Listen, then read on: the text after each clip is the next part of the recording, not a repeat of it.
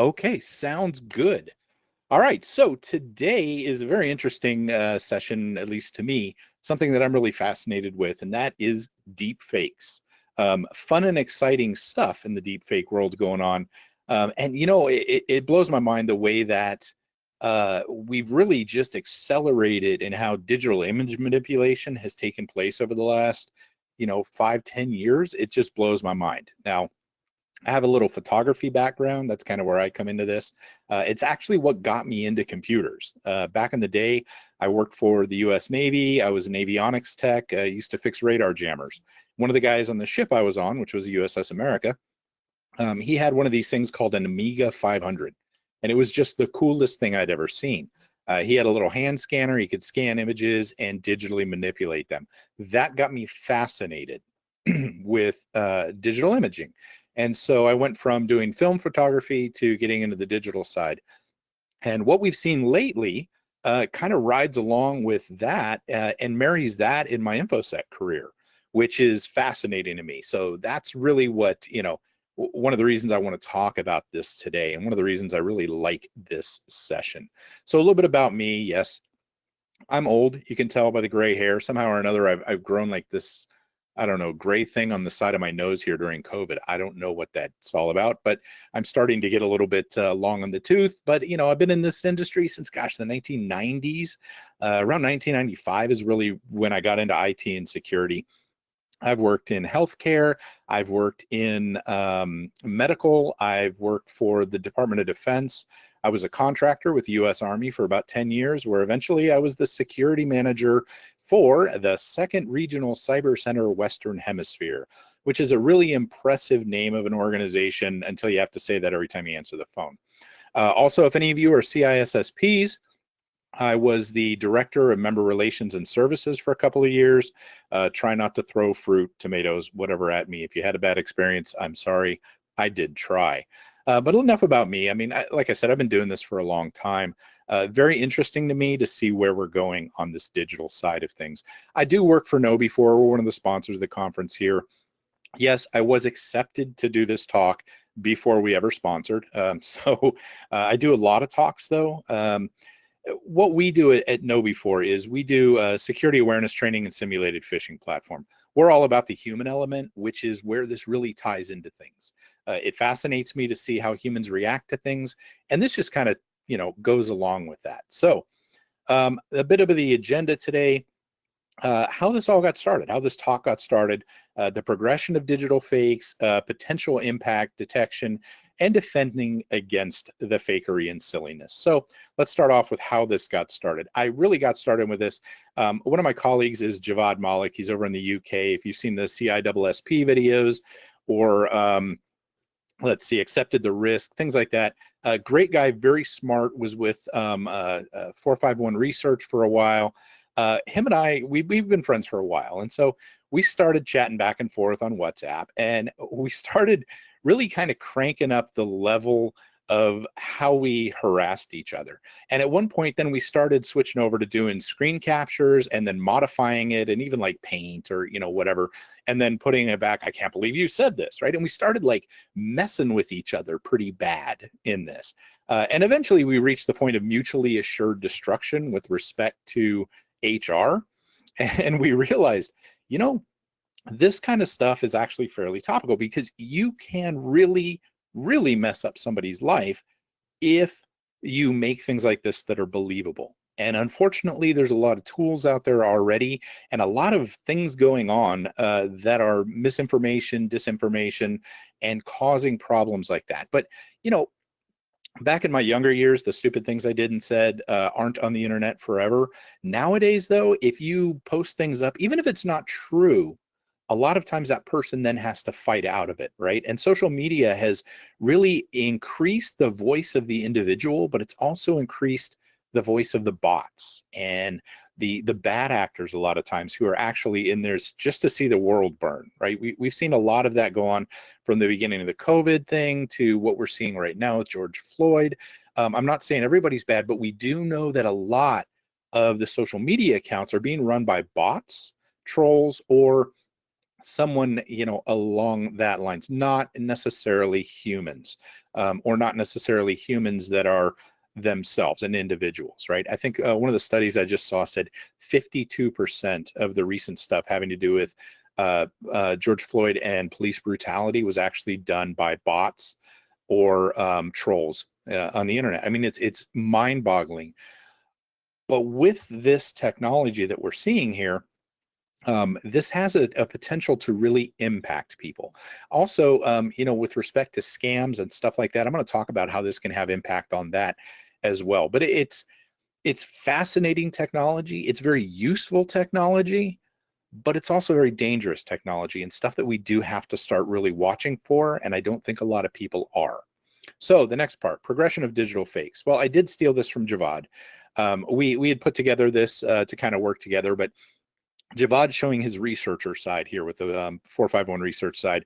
And basically what he's doing, what we're doing here is we're breaking it down into some quadrants, with deep fakes being down on the bottom, shallow being on the top, text manipulation, simple photo editing, Photoshop, right?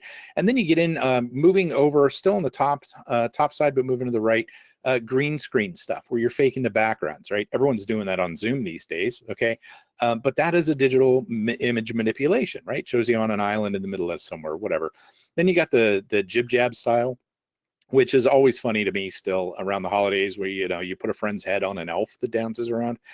That's not super high-end stuff though, right? But when you start getting into the deep fakery stuff, that's when you start leveraging the AI or neural networks and some of this, this machine learning pieces.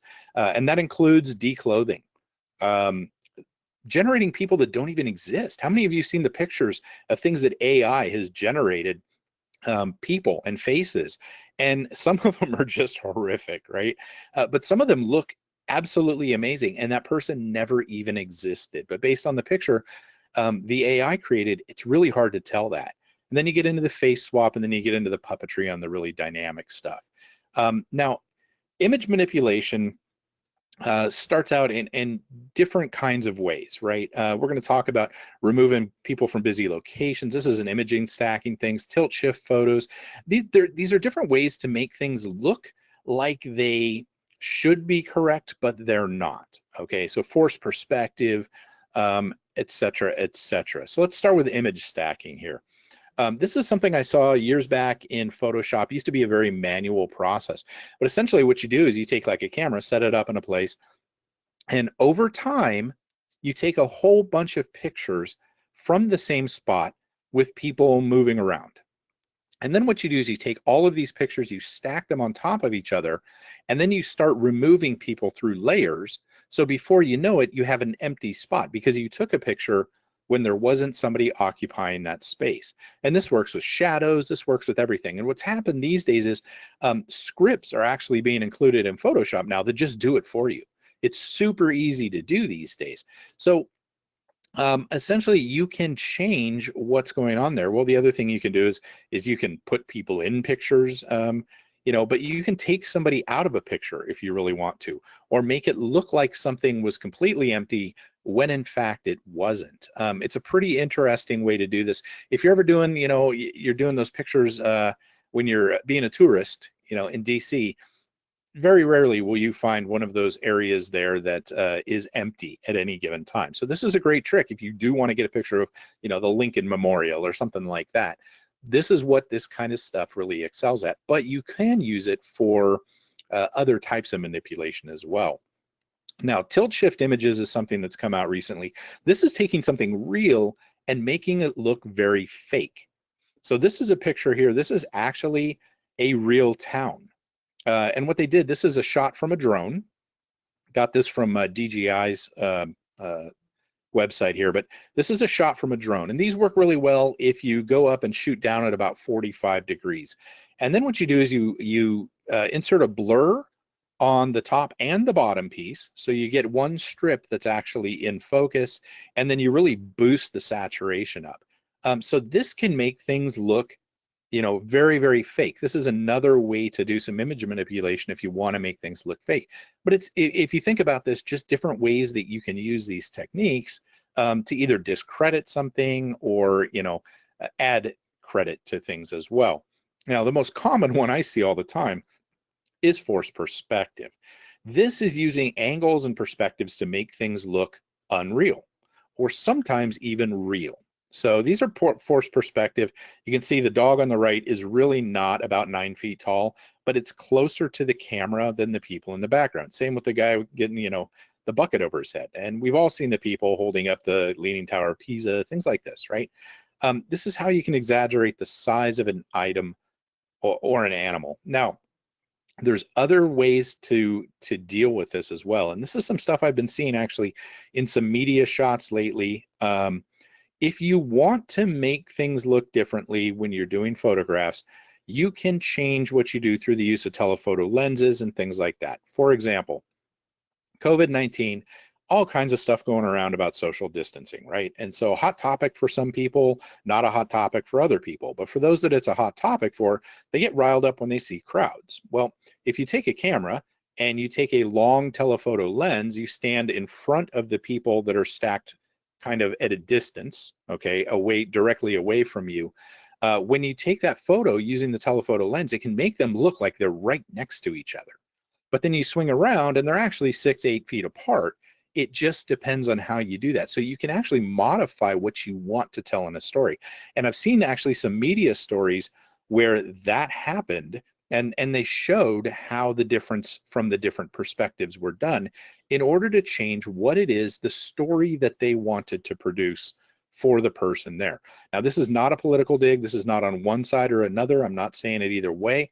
I'm saying these are techniques that are used consistently to reinforce what it is we want to show. And they're just different tips and tricks that you use with cameras and with angles and perspective in particular. Now, moving forward, getting out of this simple basic stuff here, we've started seeing these face swap apps, right? And these filters, adding cat ears in real time. How many of you remember that? I mean, we should all remember this one at this point, but the app that aged you by 20 or 30 years. And there was all the hubbub about sending information to the Russians, blah, blah, blah, blah. Anyways, imagine that stuff is happening in our phones. And that's the mind-boggling pieces. Through the use of our phones, and some of the stuff is being done on the back end, et cetera, but we've got a lot of power in our hands to be able to do this. And if you saw those age ones, man, some of those looked really, really stinking real, right? And face swapping apps, Instagram, all that, man, my wife gets a hold of the filter sometimes, and it's just, I'm not a big one for those sorts of things, the Facebook filters, but they just love it. And then how about making animals talk? We've seen that sort of thing as well. This is all being done in real time or near real time or very short time, just on our phones. Now, where can this go wrong? How many of you all saw this? This was a Pakistani minister's live press conference he was giving, and the person who is actually streaming it had forgotten they had a cat filter on it, right? Kind of awkward, a little weird, right? But it's amazing how powerful this technology is that we have in our phone, right? What if they wanted to do other things rather than cat ears? Okay. It's just kind of an odd thing. I'm assuming this person felt pretty bad about what happened one way or another. But it did make me laugh pretty good when we saw this. There's another one here, My Talking Pet. Now, this one's interesting. You can put words in your pet's mouth, right? Who doesn't want to have their cat talk? Okay. Yeah, gotcha. It's not new tech. This has been around for a while, actually. My Talking Pet. What's interesting about this, if you want to check it out, there's a video that I linked to down there. I know you can't click it, but I'll be here for a second. But what's interesting about this is when they have the pet talking, it's more than just moving a fake mouth. It's also doing eye twitches or ear movements or the other subtle things that make it look a lot more realistic. And again, this is happening through phones. It's a very interesting process, but the manipulation that's happening with that is pretty fascinating, actually, and it's fairly well done. I mean, it's not going to convince anyone, but it does definitely draw into that. Wow, this is actually pretty well done because of the other movements that happen. Now we're going to get into some of the uglier stuff. This is the video deepfake apps. Okay, there's several of them out there, downloadable for GitHub. These are free. They generally use a GPU and put quite a hurting on GPUs when they're doing this processing. NVIDIA cards seem to work better than the Radeons. They're more supported. And what this basically does, in most cases, it takes a video, and we all know videos are put together at a frame rate of 29.97, frames per second here in the US, or about 30 frames per second. And it basically breaks that down into all the individual frames. And then using AI, typically TensorFlow backend, what they're doing is they're looking for faces in every single one of these. And they pull out the face, usually a 128 by 128 pixel square, or that can be changed a little bit, but most common is 128 by 128. But it will pull the pictures, those faces, out of every single one of those frames. And then what it's going to end up doing is going to kind of replace that, build a model on it, and put it back together. Now, the one I've been playing with the most is Deepfakes Lab. This is where you can get it from. It's free. Windows binaries are downloadable. It's easy to do. It uses TensorFlow as the backend, like I said, but the package is all there, right? I actually did some stuff on my laptop. I have a gaming laptop. It's got like I think it's a 1080 NVIDIA card in it, and did pretty well. Now, they're not super fast. We're not seeing this in real time at this point, and it does take a while, but it's pretty amazing what you can do in about 12 hours. I can produce a reasonable looking video. I was going to show it here, but I don't think it would stream very well. Some of the key things you're looking for here, though, is a general basic facial structure and whether or not they match. The closer it is, the easier it is. But what it does is, again, it's going to look at your source, like where you're pulling it from. So you have some video clips of the source. It's going to look at the destination where you're putting it to. It's going to identify the faces in those. And then it's actually going to build like a model of those two. So what happens is when you put it back together, you end up with the eye blinks. You end up with a lot of these various things because it put it together. Now, in the meantime, I'll show you here. This is one I was playing around with Javad and Tom Langford here. This was from Lost All the Money, I think, one of their most recent videos, which is an awesome money about CEO fraud. I love it. It's hilarious. Check it out if you haven't already. Lost All the Money. It's got a catchy tune too. But you can see here where it's pulled out all of these different faces from there. And then, of course, wherever you're going to put it onto, you're going to end up taking that and, basically it's going to do the same thing on that side. And then what you do is on the input type like this, you remove all of the ones you don't want replaced. And it does a pretty good job. It really, really does. The video, I really wish I could show it. If you hit me up on Twitter, I think maybe I'll make a link to it. But it's amazing what you can do in just a few hours on a laptop these days.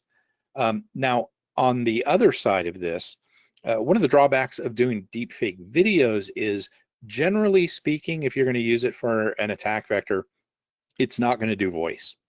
So you need a voice actor to replace the voice on that, or another audio clip that's going to do it. Now, these deepfake audio apps are getting more and more popular as well. I've been following one recently. Now, these, again, GitHub most of the time uses the same TensorFlow backend or the GPU to do things. This time it uses audio clips to replace the voice. This one is called real-time voice cloning. It's on GitHub there.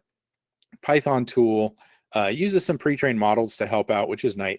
It's not great, but here's the deal. I'm actually following this one, and not a day goes by that I'm not seeing people interacting with this, asking questions, making changes. It's very, very active in how it's being used and improved. You can still hear the differences, but it's gotten a whole lot better, and it is near real time when you're doing the voice cloning. Pretty fascinating to check out some of these things, but you start putting these things together, start using this, and it can get pretty ugly, and I'll talk about that here. So, potential impact of fakes.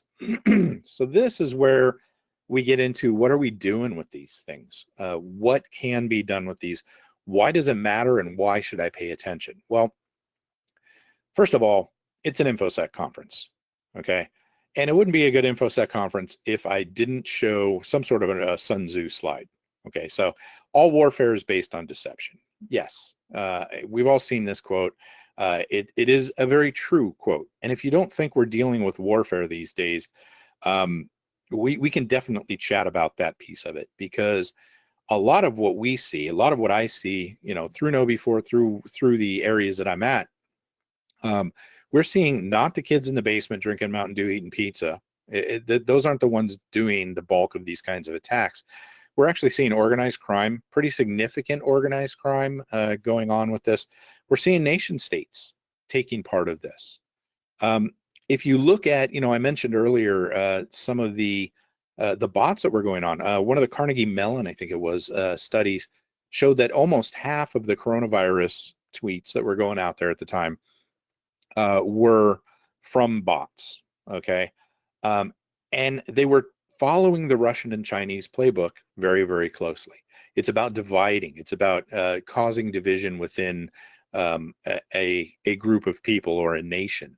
This is the kind of stuff that really honestly is going on. I know it sounds super like tinfoil hatty, but this is really going on. And so we have to take this stuff seriously, because it does have real world impacts. This is not one or two guys trying to scam somebody out of some money. They're actually pretty significant attacks. And honestly, they're really stinking good at them. So we talk about business email compromise, right? CEO fraud's a big deal. We see this more and more. This is the kind of deception stuff that we get. There's usually not a payload. We got emails here, but sometimes you can get phone calls that confirm the emails. And if you can change that voice right away, that's a problem. So we see a lot of this kind of stuff in the deception, in phishing, in smishing, and vishing, especially. A lot of deception. How many of you are watching some of these other things here, right? And seeing how vishing is being used? The social engineering skills over the phone are phenomenal, right? If you saw Leith or any of the others that talk about stuff, it's amazing what you can do with just a phone call. This is the kind of attacks we're seeing. Now, we got to understand, when it comes to deception, our brains are amazing, amazing things. If you ever want to see some really cool stuff, check out the series called Brain Games. I don't know if it's on Hulu or one of those. I don't remember where it's streaming now, but it is fascinating. Some of the stuff that we kind of think we know about our brains, but really don't. I absolutely love the series, because I love to learn about human behavior and kind of the vulnerabilities that we all have. Well, one of the things, our brain's job is to filter, interpret, and present reality. Sounds kind of deep, right? We assume that what we smell, what we hear, what we taste, what we feel, all of these things are absolutely real. That's reality, right? But what we got to understand is our brain actually filters the inputs that we receive. You're getting sensory inputs all day long. Some things are being ignored. Certain smells that you don't smell, right? There's the old joke about, the cat litter box, right? There was that whole series of commercials on that, where your nose is dead to the cat smell. Well, this is your brain blocking things out. But it also does some other amazing things. If you look left or right with your eyes right now, how many of you see your nose when you're not thinking about it? Well, most of us don't, right? Because our brain is actually filtering out that portion of our vision and replacing it with the other image on the other side. It's amazing what our brains do. But these can be tricked. These inputs can be tricked, oftentimes through emotions. That's one of the most powerful ways to trick your brain, is through emotions. We see these kind of things just all the time in the attack vectors that we have here. So let's see. When we're talking about attack vectors, talking about video or photo fakes, how can these be used? Well, how many of you know about romance scams? How many of you know somebody that's been caught up in romance scams? I'm on the advisory board for a group called the Cybercrime Support Network. They run fraudsupport.org. And this is a website where people can go if they're victims of cybercrime, and actually go there and get kind of directed in the right places to report it correctly. What are the next steps? Who do I talk to get my money back? It's a fantastic organization. But one of the top things they see is romance scams. So what happens? When we talk to somebody, if you've ever talked to somebody that's been involved in a romance scam, oftentimes what we will tell them is, um, you know, uh, get them to do something and send you a picture or a video of them doing something, right? Drink a cup of tea with your pinky out, something like that. Well, that oftentimes will kind of blow the whole charade right there. For those that are really emotionally invested, sometimes they'll believe whatever cover story the attackers will give, and it continues on. But that's a quick way to dispel what's going on. But now, using some of these apps, using some of these different tools that we've talked about here, they can actually create videos that makes it look like them. Now, understand, a lot of romance scams, they come about and they use personas of people that are, or photos at least, of people that are influential. They look like doctors, sometimes celebrities, right? Yanni fell in love with me. That's a great one for the elderly folks. They'll use that. Well, there's materials out there that we can get from a lot of these people, speaking of conferences, speaking of movies, whatever, and use that to create that. Well, now imagine if we tell somebody, hey, have them send you a picture of them drinking tea with their pinky out, and they now replace this celebrity's face on that as they record it, right? These things can lead to actually getting rid of some of the steps that we take to offset some of the significant scams that are going on, right? What about outrage? Man, yeah, if you haven't looked at the news lately, there is a hell of a lot of outrage going on out there, and rightfully so, right? But outrage is an emotion that drives human action. It's one of the most powerful emotions to drive human action, that and anger. So clickbait is something we see, and we see it a lot of times in the regular ads. Well, imagine this. You're whomever, you want to take somebody, a celebrity, politician, whatever, and you end up putting one of these videos together that makes it look like they did something completely outrageous. Okay, and then they put that together with, if you can't believe this, let's get them thrown out. Go sign this petition. So you send them to a place where now, of course, you've got to verify who you are. Everyone expects that. So we need your name, address, social security number, the name of your first pet, mom's maiden name, right? All this kind of stuff. Well, the people are so amped up. They got the endorphins are flowing through their head. They're upset. They're angry. They don't apply common sense. And that's where people can be tricked into doing that. It's a great place for the bad guys to be able to leverage this outrage clickbait. And that leads into the election influencing, right? So we've got an election coming up in November. If we survive 2020, we have an election coming up. When this happens, what would keep these 50% of troll accounts from taking a well done deep fake and launching something absolutely outrageous out there on either side? This is not a political thing. It is an either side sort of thing.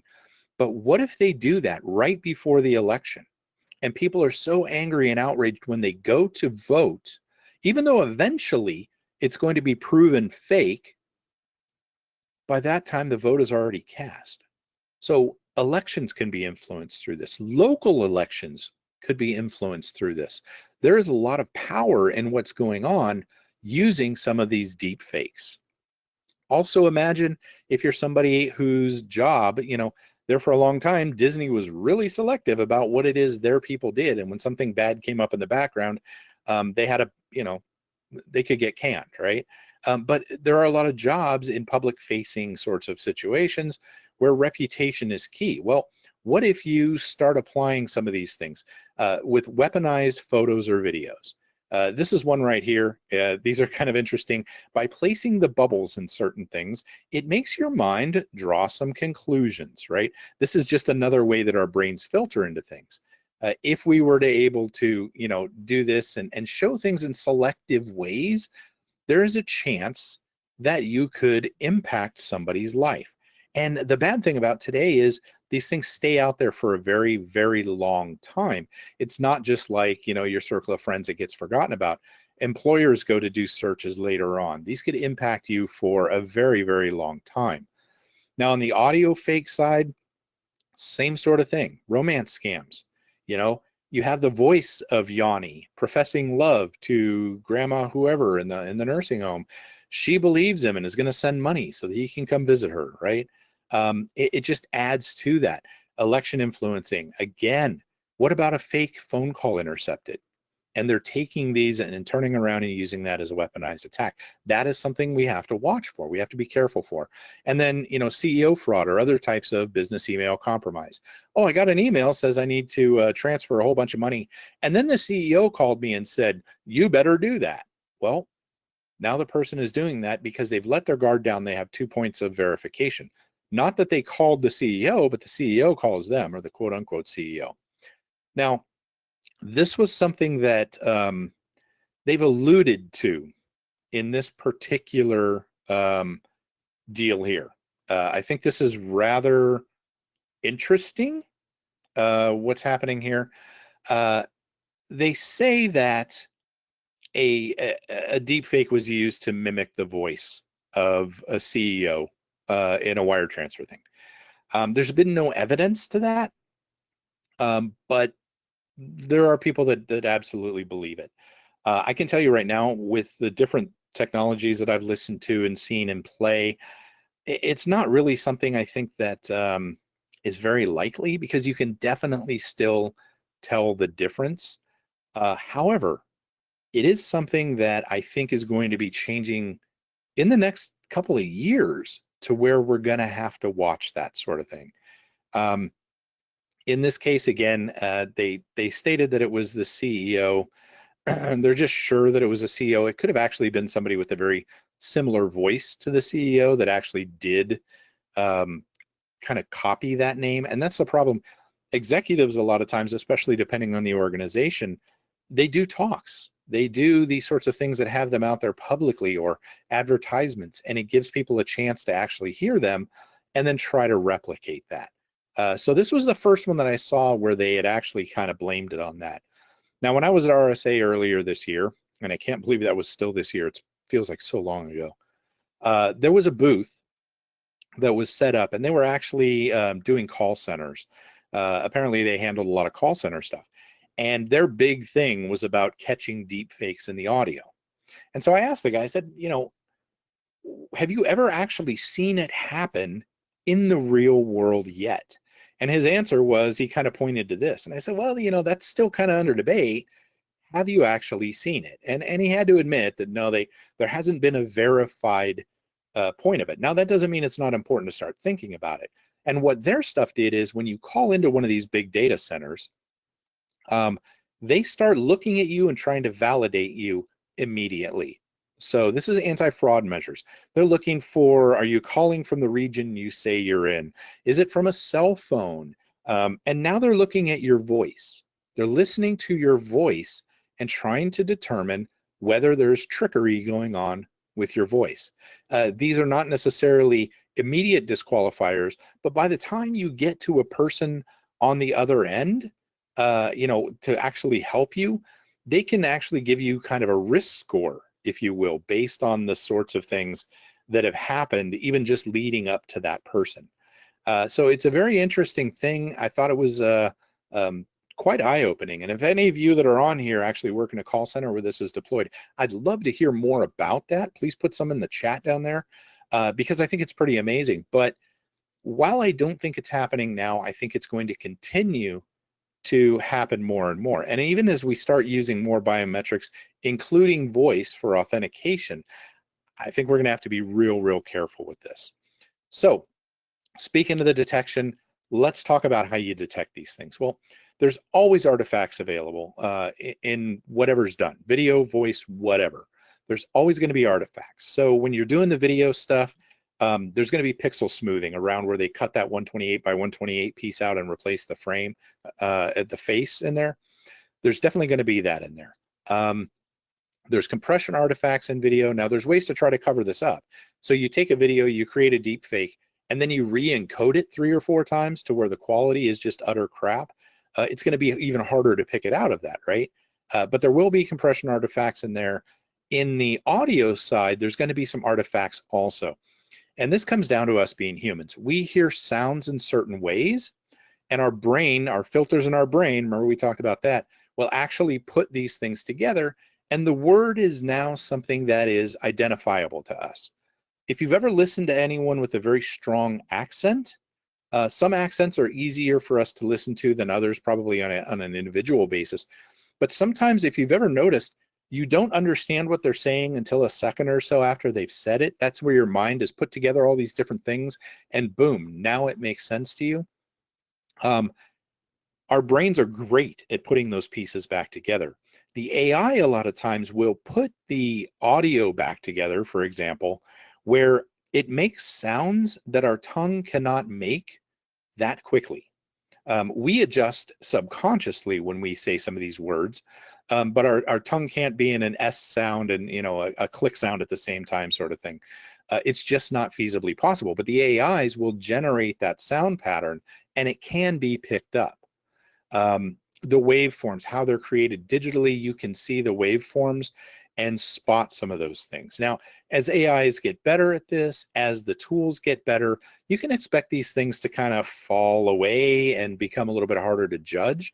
But there are places that are doing this.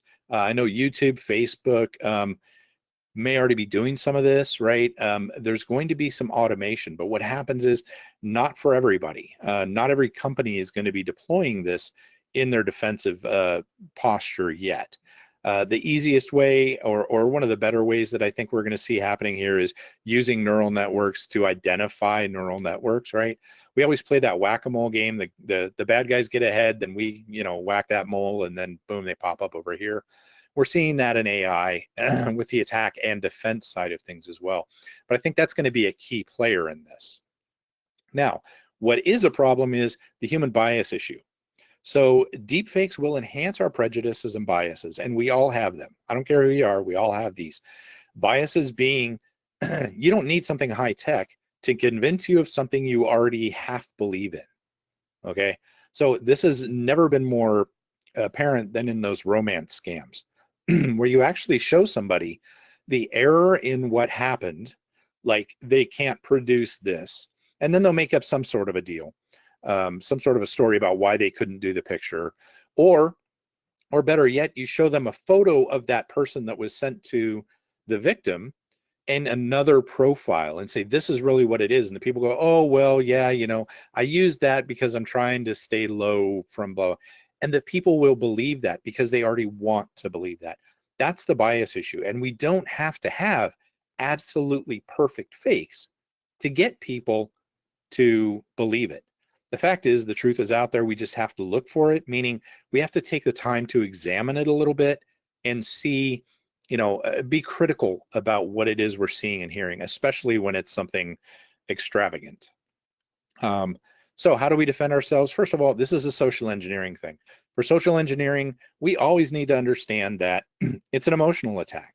So if you get the email, the text message, the phone call, whatever it is, and it elicits a strong emotional reaction, take a deep breath and focus on applying your critical thinking, right? There's a system 1, system 2 thinking thing. Emotions drive us straight into our kind of primal instinctual emotions and reactions. And it really blocks out the way that we can think critically. So we have to consciously step back and do that. Of course, they use greed, right? The Nigerian print scam. We all know about that. That's been around for, since the dawn of time. Y'all know that happened back before digital. They used to actually have to lick stamps, put them on envelopes and send them, where now I can send 50,000 phishing emails for $65, that's why that one's still around. But greed is a key one there. It's a something for nothing. Curiosity, look at clickbait ads. They tell you a little bit, don't tell you everything. And now you're curious, you want to go check it out. It's a like an information gap theory thing on that. Self-interest, urgency. There's almost always a sense of urgency, and that sense of urgency keeps your mind flooded and your brain flooded with all of these, different, chemicals that really impact how we can critically think. That's why urgency is such a big thing. Now, fear, people will tend to back away from fear as much as they do aggressively go for it. So if somebody tries to scare them with something, a lot of people aggressively go back. But fear is very powerful. Look at some of the scams that we've been seeing where, they started last year, I think it was beginning of last year. Saw some. It's the old you were on an adult website and we took care of your we took over your webcam and filmed you doing stupid things. And by the way, your password is blah blah blah blah blah. And then they put in a password up there that's from a 10-year-old LinkedIn breach, right? How many people saw somebody that was genuinely scared by that because they're like, oh my gosh, it's got to be legitimate. They got my password. Well, you had bigger problems on your hand because it was a 10-year-old LinkedIn password. But that kind of stuff does get people to react in a lot of ways. And of course, helpfulness. This is me. I'm trapped in the UK. I lost my wallet, my passport. I need money to get home. Or this is your nephew Johnny's lawyer. He was stopped by the police, said that you can help him with bail. Need you to send me some money so I can get him out of jail. That kind of stuff, targeting the elderly. This is all helpfulness-based stuff. So when we're looking at defending against this, it is really important that we don't try to get everybody into the technical, knee-deep kind of stuff. Because quite frankly, you got people, employees that are accountants. You don't want them really trying to dig into this stuff. You really don't. You want them to be able to recognize the lures, the things that are yanking their chains, and think about that in a more critical thinking sort of way. We don't want them doing the technical. Stick to the emotional type stuff and then have them report it to, say, one of us that are more technical that can look into that. Did this really come from this email? This is a social engineering red flag that we've been putting out for a number of years. And I love it because it gives them a quick look. So they get something that kind of freaks them out a little bit. You can look at this. It reminds them to hover the link and all that kind of good stuff. There's a PDF that's available if you want to give it to people. But it's really powerful because it helps with that. I got an email from HR at 2 o'clock in the morning on a Saturday, and that's really weird, reminding people that we need to pay attention to this sort of stuff. And having a nice little cheat sheet is very helpful. So that's about all I have for slides right now. This is my contact information. Feel free to reach out to me any way you want. I use the first Twitter email account there. The @Erich Kron is my primary Twitter account. That's the one I use most often. Feel free to reach out to me there, ask me questions. I'll be in the Discord for a little bit here, but I do have to run fairly quickly after this is done. But always happy to hear from people and chat a little bit about that. So question-wise, Michael, what do we got out there? So we have Blue Wolf Spirit, who's asking, what if a real video, what if you have a real video and everyone thinks it's fake?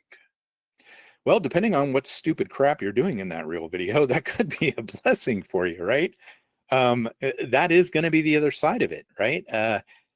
As we get more critical of all this stuff, we may be willing to do exactly that and discount the real things that are going on. And that can be very dangerous in itself if we go that route. But that's why actually I think it's more important to be able to get better ways to check those facts through reputable sources and be able to see if that's real. I think that's a key thing to combating this as well. And I didn't mention that earlier, but I think having some sort of a fact-checking way to do that will help on the plus and the minus sides, the real and the fake sides. Excellent. And a follow-up to that from the same person is, are there technical ways to detect fakes? Yeah, and I did talk about those a little bit. I don't know if that was before that part. But the most common way to do it right now is to look for those artifacts, whether it be in video, whether it be in audio.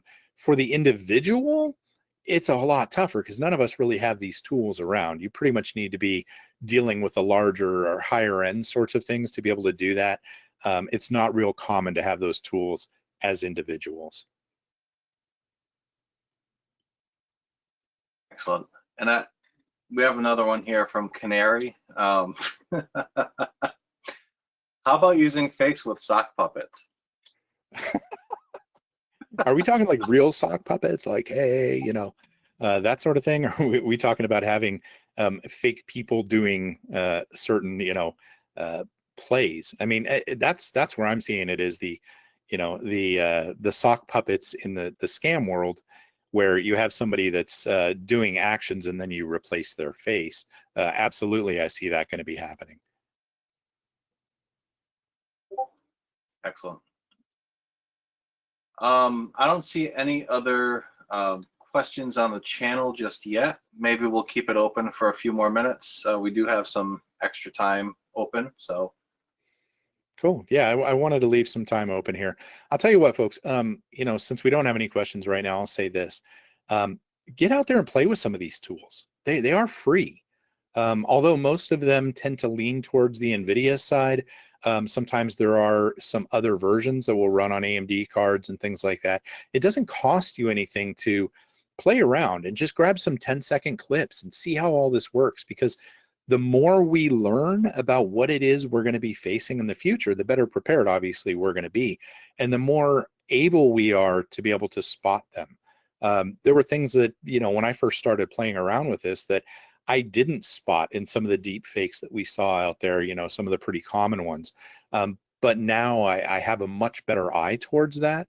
And I really think that this technology, given the misinformation trend that we have going on, is going to be a big deal in our future. That's my little closing rant, if you will. Okay.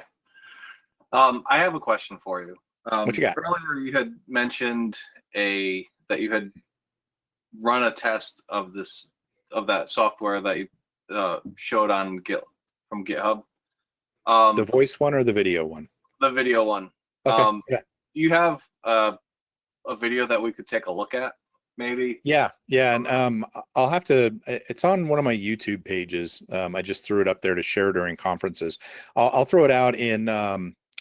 I'll throw it out in the track here in a minute when I go get the link to that.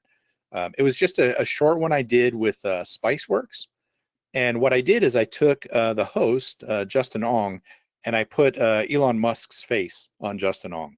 Now, this thing that I put together, when you guys see it, it took me like, I think 8 hours of training, less than 10 hours to put the thing together top to bottom.